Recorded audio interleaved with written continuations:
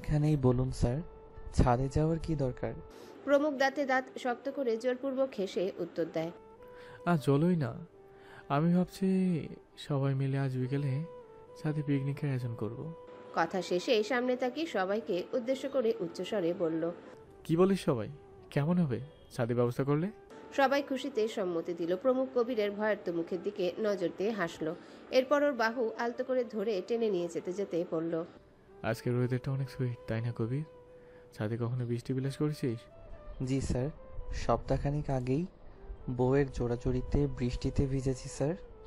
এক অন্যরকম অনুভূতি, বলে বোঝানো যাবে না। প্রমুখের রক্ত লাল চোখে চট করে তাকায়। কবির চুপসে গেল। একটু আগে বইয়ের কথা ভেবে যে হাসি ছিল সেটাও উধাও হলো। কবিরকে নিয়ে ছাদের সিঁড়িঘরে পা দিল। বাইরে রোদের তেজে ছাতা ছাড়া বেরোনো যায় না। এই কটকটে রোদে এক ধাক্কায় কবিরকে ছাদের মাঝে ফেলে দিয়ে ধমকে সুরে বলল। বউ নিয়ে বৃষ্টি বিলাস করেছিস? এইসব শুনতে চেয়েছিস? অন্যের সংসারে আগুন জ্বালিয়ে তুই সুখে থাকবি? এখন বুঝবি আমি কি করি। এই ছাদে পাক্কা 1 ঘন্টা দাঁড়িয়ে থাকবে। যদি একটু পালানোর চেষ্টা করিস, মনে রাখিস আমি এসে এক ধাক্কায় ছাদ থেকে তোকে ফেলে দেব। 6 তলা থেকে পড়লে একদম উপরে চলে যাবি। কবির হতবাক হয়েছে। এসব কি আবোল তাবোল বকছে? দুপুরে তাজা রোদে তাকে এখন দাঁড়িয়ে থাকতে হবে, ভাবতেই গলা শুকিয়ে গেল তার। প্রমুখ সিঁড়ির ঘরের দরজা বন্ধ করছে বাইরে থেকে। তৎক্ষণাৎ কবির চোখ বড় বড় করে দরজা ধাক্কা দিয়ে বলে। এমন করবেন না স্যার, এর থেকে আমাকে 500 বার কানে ধরিয়ে উঠবোস করান স্যার, তবুও এত বড় শাস্তি আমাকে দিবেন না। এই রোদে 5 মিনিট দাঁড়িয়ে থেকেই আমি ডিমের মতো সিদ্ধ হয়ে গেছি স্যার, আর আপনি বলছেন 1 ঘন্টা? ও স্যার! শত চিৎকার চেঁচামেচি করেও লাভ হলো না। এইভাবে সে পার করলো 45 মিনিট।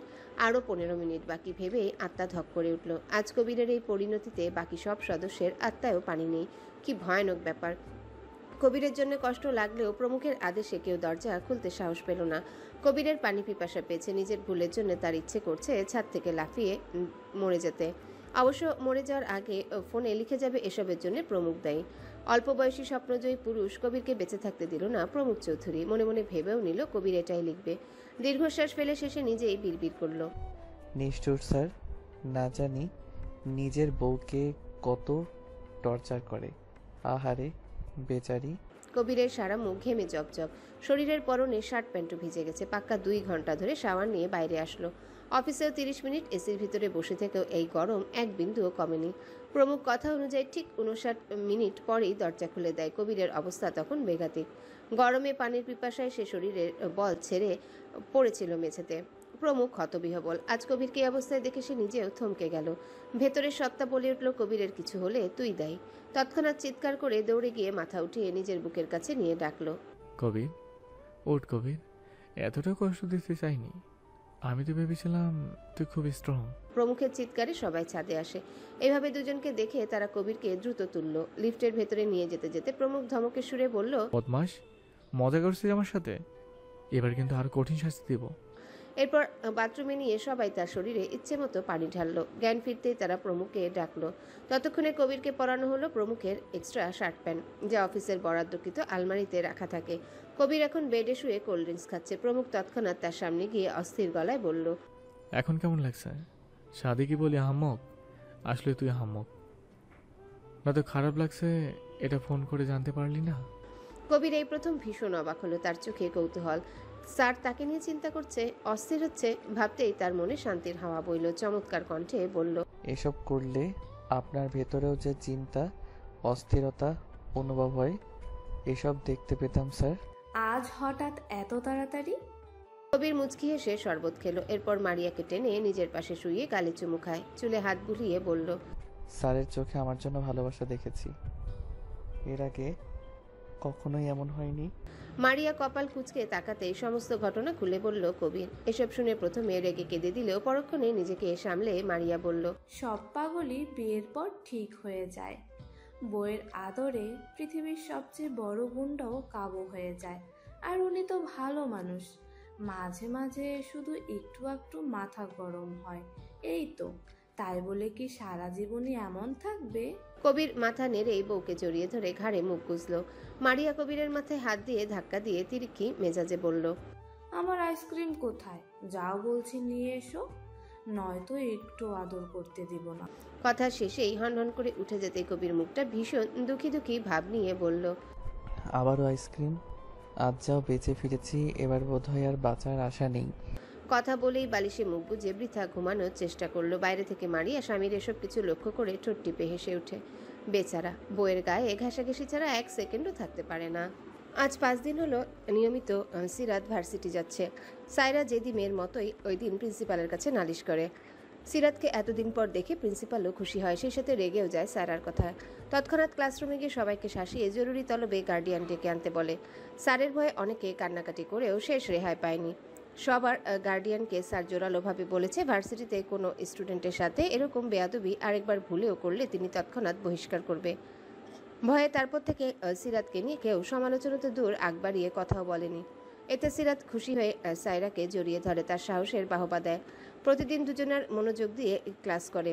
ক্লাস শেষে এতদিনের সকল নোট সায়রা মিলে সিরাতকে হেল্প করে।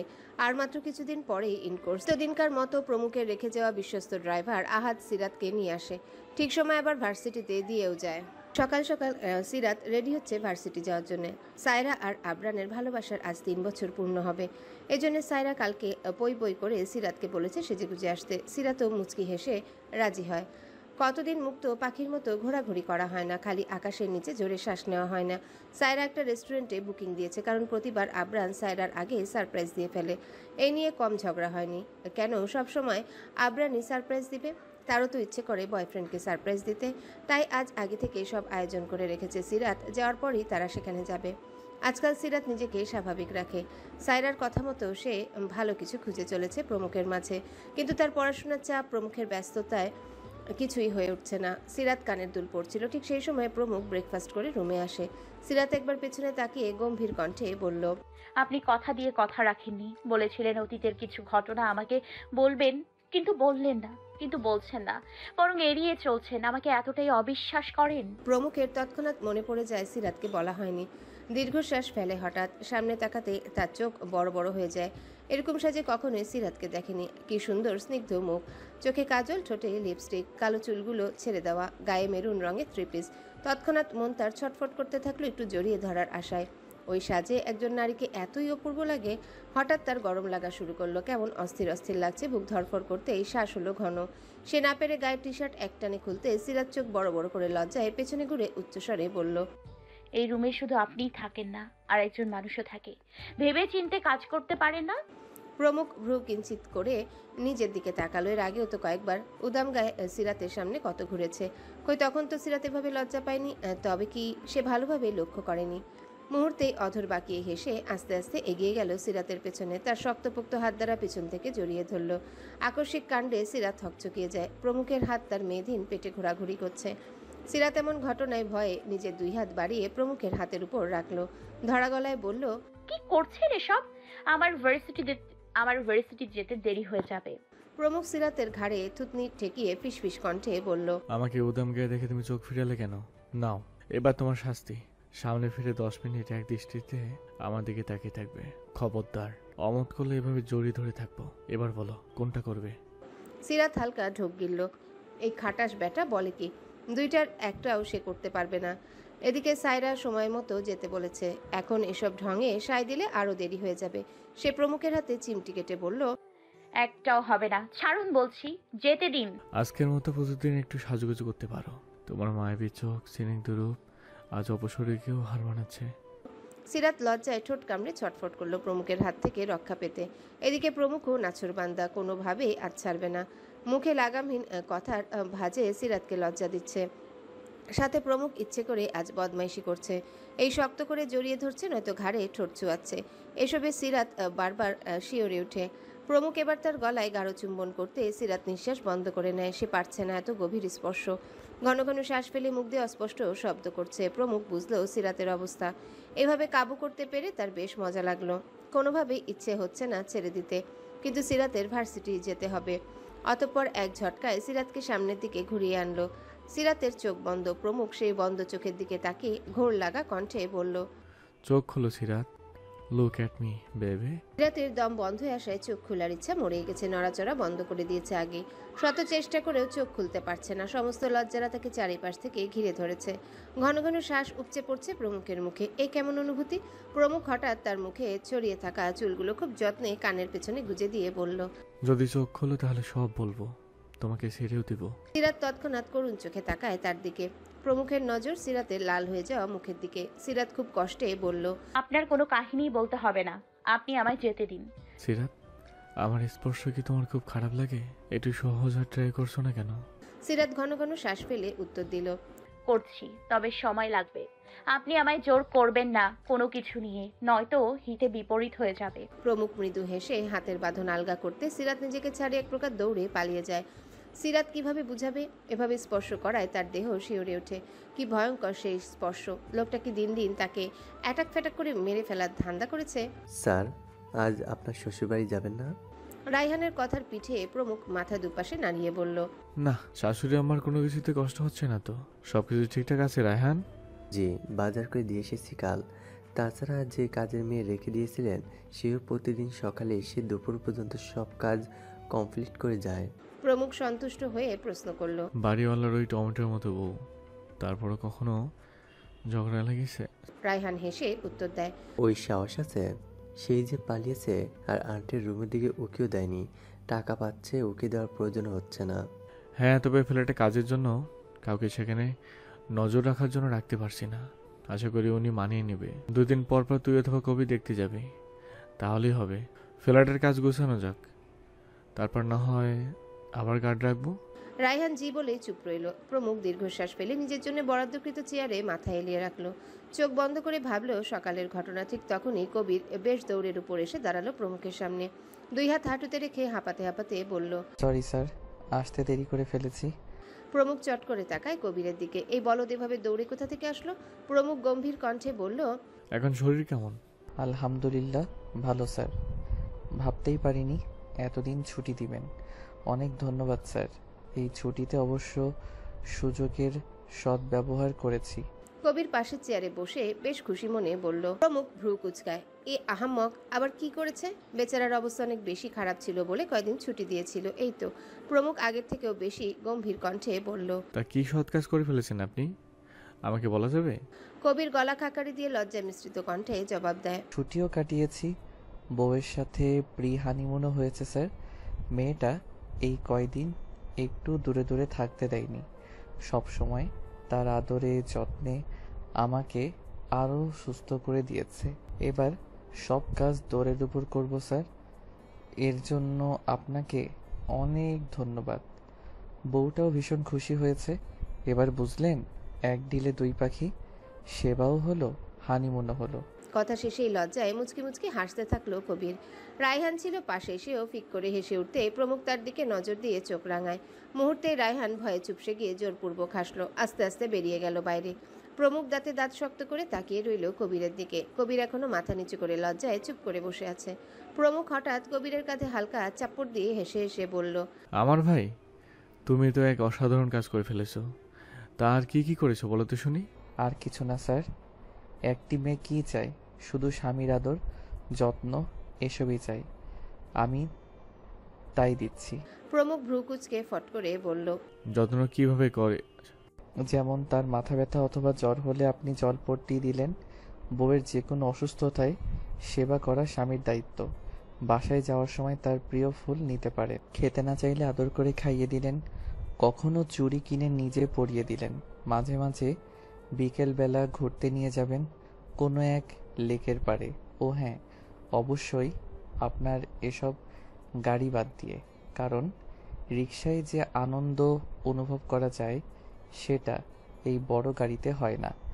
এসবই যত্ন করে ভালোবাসা, তাকে ভালো রাখা। প্রমুখ চোখ বন্ধ করে মন দিয়ে সব শুনল।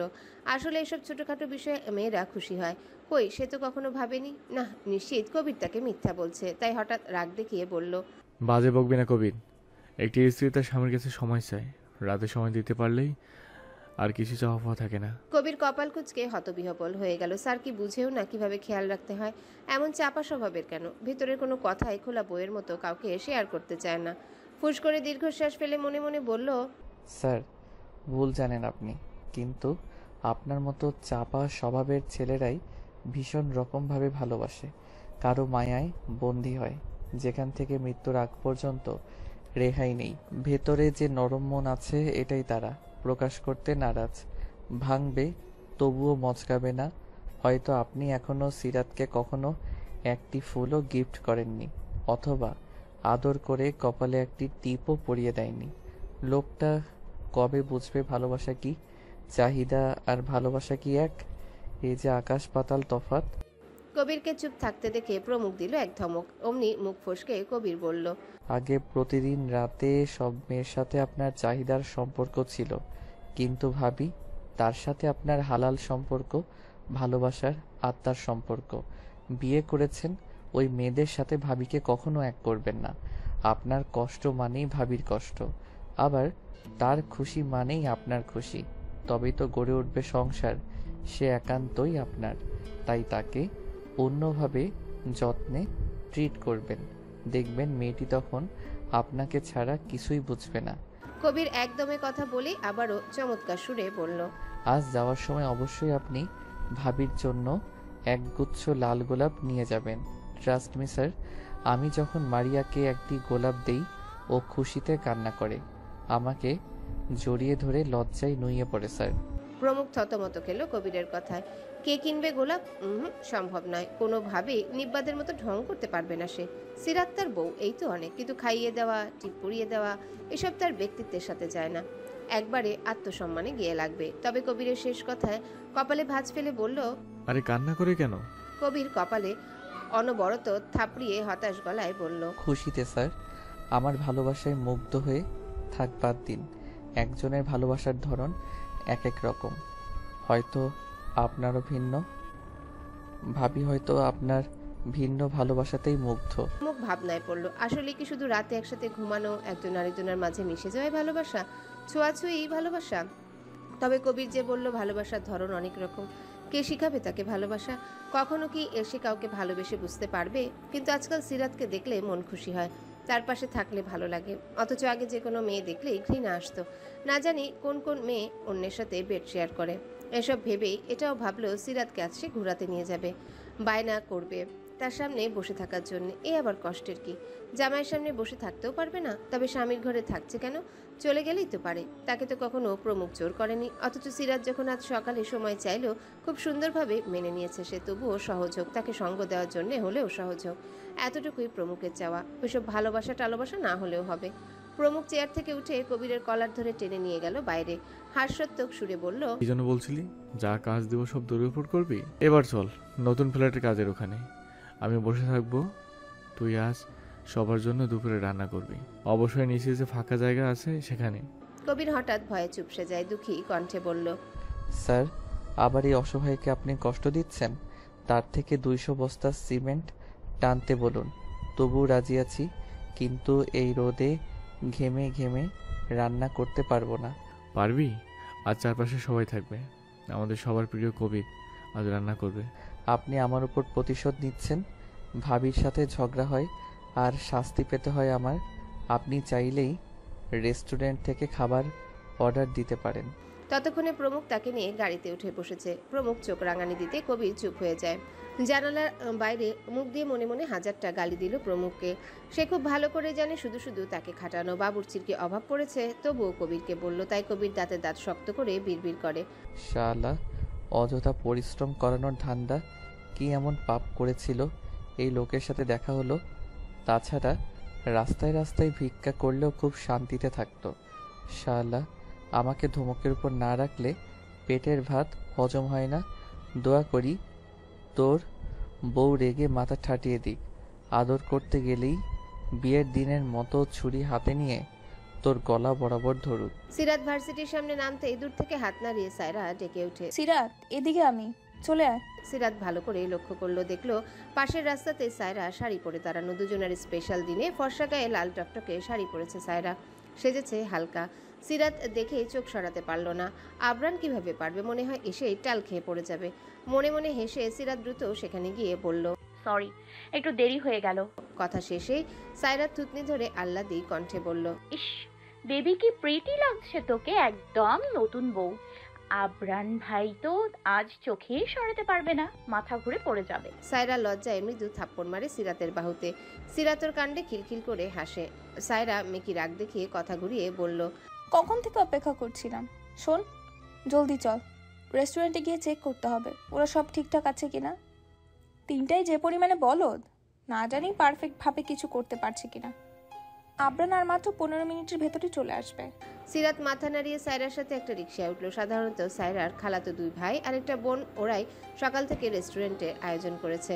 ভেতরে নানা রঙের বেলুন দিয়ে সাজিয়েছে, মাঝখানে লেখা হ্যাপি অ্যানিভার্সারি মাইজান এবং লেখার চারিপাশে প্রেমের শুরু থেকে এখন পর্যন্ত দুজনার বিভিন্ন কাপল ছবি। সামনে টি টেবিলে অর্ডার করা 2টি কেক, কেকের চারিদিকে মোমবাতি। সিরাত সায়রা দুজনাই রেস্টুরেন্টে নেমে ভেতরে ঢুকলো। সাথে সাথে বুকিং করা এক্সট্রা রুমে গিয়ে তাদের প্ল্যান অনুযায়ী সাজানো দেখে খুশিতে সায়রা চিৎকার করে উঠল। সিরাতও হাঁ করে তাকিয়ে দেখতে থাকে সবকিছু। তার মাঝে সায়রার খালাতো বোন রোজি এসে সায়রাকে বলল, কি কেমন হয়েছে? এর জন্য কিন্তু আজ আমাদের ট্রিট চাই। অবশ্যই জানতুস। সায়রার কথায় রোজি ফিক করে হাসলো। পাশ ফিরতে সিরাতকে দেখে খুশিতে জড়িয়ে ধরে বলল, হ্যালো বন্ধুরা, পরবর্তী পার্ট খুব তাড়াতাড়ি আসবে, তো সবাই অপেক্ষায় থাকো। আর চ্যানেলটি যারা এখনো সাবস্ক্রাইব করোনি তারা পরবর্তী পার্ট দেখার জন্য চ্যানেলটি সাবস্ক্রাইব করে রেখো। ধন্যবাদ সবাইকে, আমাদের সাথেই থেকো।